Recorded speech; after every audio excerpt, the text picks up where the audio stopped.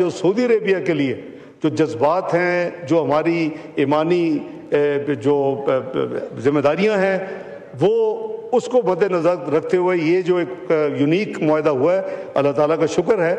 اور ہم شور کہ کسی وقت جناب وزیر اعظم بھی اس پہ اوپر جب بھی موقع ملے گا روشنی ڈالیں گے، لیکن دوسرے ممالک نے بھی کافی انٹرسٹ شو کیا ہے اس کے بعد، اور ایون یو این کی جنرل اسمبلی میں مجھے کچھ فارن منسٹر بھی ملے ہیں۔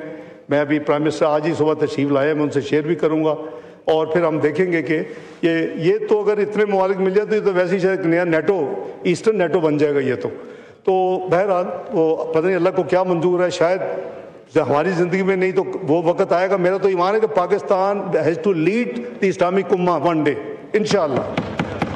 یہ 57 ملک کی انشاءاللہ اس کے لیڈ قیادت کرے گا انشاءاللہ۔ اللہ تعالیٰ نے آپ کو نیوکلیر قوت دی ہے، اللہ تعالیٰ نے آپ کو میزائلی قوت دی ہے۔ میں وہ خادم ہوں جو ڈے ون پہ جو میزائلی قوت کی جو بنیاد رکھی گئی تھی 21 اپریل 1999 میں جا کے تمام ڈسکشن ڈیٹیل طے کر کے آیا تھا۔ یہ زندہ ہیں سائنسدان سمر مبارکباد، اور زندہ ہیں جنرل کدوئی۔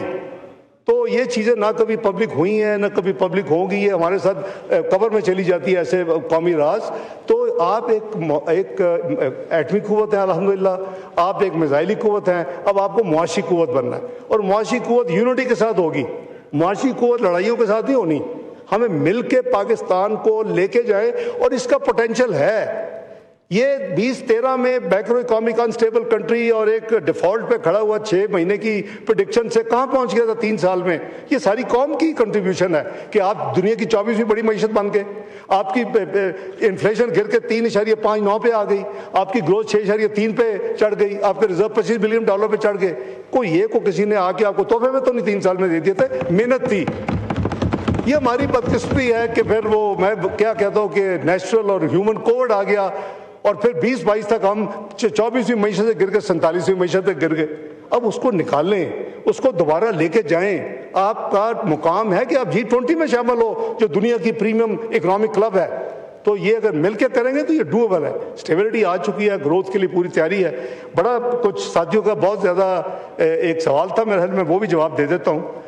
جو ڈیلیگیشن جاتا ہے UN میں آفیشیل ڈیلیگیشن، اس کے لیے وزیر خارجہ لیٹر آف کریڈنس ایشو کرتا ہے، اور وہ لیٹر آف کریڈنس جو ہے وہ UN جنرل سیکرٹری کے نام لکھا جاتا ہے۔ وہ لیٹر میں نے سائن کیا ہے، وہ موجود ہے ریکارڈ کے لیے، آپ نے دیکھنا ہو تو میں آپ کو دکھا دوں گا، کسی ساتھی چن لیں۔ اس میں یہ نام نہیں تھا یہ جو فرما رہے ہیں۔ ایک ہوتا ہے PM انٹوراج، وہ UN سیکرٹری جنرل کو آپ نہیں بھیجتے، اس میں ان کے بیلے بھی ہیں، ان کے ملازمین بھی ہیں، ان کی سیکیورٹی کے بھی سارے بندے ہیں، ان کے اسپیچ رائٹرز بھی ہیں۔ اس محترمہ کا اس میں نام میں نے بعد میں جو پتا کیا، میرے نالج میں نہیں تھا، مجھے لیٹر آف کریڈنس کا پتا جو میں نے سائن کیا، یہ اس میں ان کا نام تھا۔ اور وہ اسپیچ رائٹر کا جو 5-6 کا جو گروپ ہے جو اس ٹائپ کی چیزوں کو ہینڈل کرتے اس میں تھا، لیکن وہ میں سمجھتا ہوں کہ ان کے ان یوزول کنڈکٹ جو انہوں نے کیا، ان کو نہیں کرنا چاہیے تھا کہ جی میں I have boarded Pakistan air force 1۔ Pakistan air force 1 پہ تو اور بھی وزیر بھی جا رہے ہیں، سیکرٹری صاحبان بھی جا رہے ہیں، تو اس میں یہ کیا یعنی بوسٹ کرنے کی کیا تکلیف ہے؟